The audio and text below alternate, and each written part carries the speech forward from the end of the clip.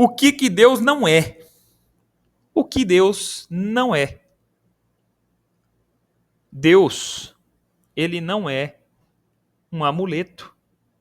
Acabamos de ver, não podemos considerar Deus de acordo com os nossos próprios pensamentos e convicções.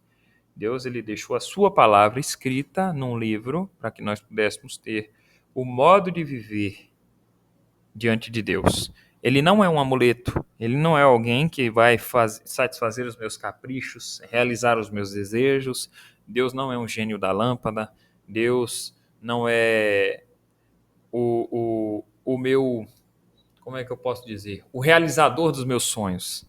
Não, ele não é isso. Ele é o Todo-Poderoso, a quem devemos honra, glória e louvor, como já foi falado. Deus, ele não é finito, ele não tem fim, tanto é que já vimos que ele é eterno. Como já foi falado também, ele não é limitado à lógica humana. Ninguém explica Deus plenamente. Não se pode escrever num livro e dizer, olha, essa aqui é a conclusão final da divindade. Não se pode, porque ele não é limitado à lógica humana. Ele também não é homem para mentir. Deus não é homem para mentir. Por mais que Jesus, o Filho, se tornou homem, mas foi um homem perfeito. Foi um homem perfeito que não pecou e foi em tudo tentado, mas sem pecado, como também diz a Escritura. Deus, ele não é experimentado pelo método científico. Deus, ele não pode ser levado a um laboratório, como já foi dito também. Não pode ser levado a um laboratório e ser experimentado com fórmulas químicas e físicas para que pudessem achar onde está Deus, né? Ou como é esse Deus, qual que é a substância que compõe esse Deus. Não pode. Deus, ele não peca e não muda, como já vimos também. E algumas religiões consideram Deus como sendo o universo, consideram Deus como sendo a natureza, mas Deus também não é isso.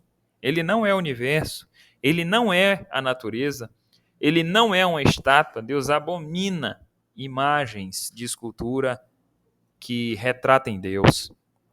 E ele é um ser pessoal e relacional.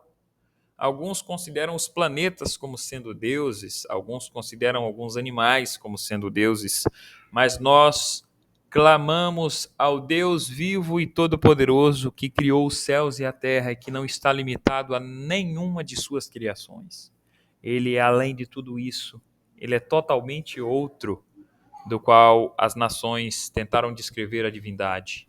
Ele é o Santo de Israel, o Todo-Poderoso, que possamos adorá-lo em espírito e em verdade, para que possamos reconhecer cada vez mais a nossa pequenez e a sua grandeza. E vamos seguindo. Quem criou Deus? Deus não é criado. Ele é o princípio de toda a existência. Tudo que existe partiu de Deus, mas Deus de nada partiu. Deus não partiu de nada. Ele é a causa que não foi causada. É eterno. É o que criou tudo, mas não foi criado. Ele não está preso no tempo, não está preso no espaço, não está preso às leis do universo e, portanto, ele não pode ter sido criado. A partir do momento que nós cogitamos que Deus, quem criou Deus? Aí nós vamos pensar assim, e quem criou Deus? Não, não, não. Não podemos pensar dessa forma. Deus, ele é o ser supremo, qual adoramos em Jesus Cristo, e antes dele nenhum outro houve, e depois dele nenhum haverá. Está escrito lá em Isaías, eu sou o Senhor, e fora de mim não há outro. Vamos considerar isso. Deus, ele não foi criado. Por que eu coloquei essa pergunta aqui? Coloquei essa pergunta porque uma vez eu estava na salinha das crianças e uma criança me perguntou quem criou Deus. Normalmente essas perguntas vêm da criançada. E eu achei por bem colocar aqui para que possa ficar ainda mais claro para nós. Deus, ele não foi criado. Ele é eterno e de infinito poder, como diz o nosso ponto de doutrina. Toda a criação depende de um criador, né? Mas ele é o criador de todas as coisas que não foi criado. O homem, ele cria também. mas o homem é criatura também. É uma criatura que cria, e Deus é o Criador que não foi criado. Quando a gente lembra lá da passagem de Moisés na sarça ardente, que ele perguntou assim, e quando perguntarem, qual é o nome do Deus que te enviou? Porque todas as nações tinham deuses conhecidos pelo nome, né? Mas aí Deus falou assim, diga para eles que eu sou o que sou. Eu sou. Eu sou me enviou a vós. Eu sou.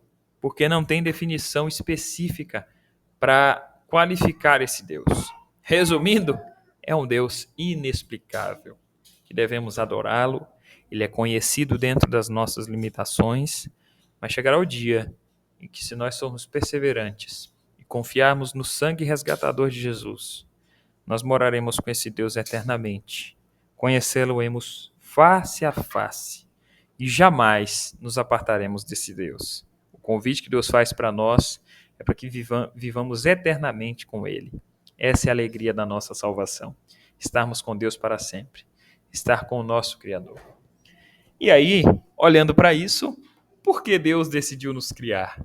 Por que decidiu criar? Porque Deus decidiu, em sua autossuficiência, criar coisas. Como ato de amor. Deus criou como ato de amor. Não se pode amar a si próprio, simplesmente. Nós precisamos amar ao próximo, não é o mandamento? E o próximo, ele existe além de nós. E considerando isso, Deus, ele cria para que possa confirmar amor. E aí cada criatura tem sua função, como já foi dito. As formigas, os animais, os micróbios, os menores vírus que podem ser vistos por microscópios, eles têm suas funções.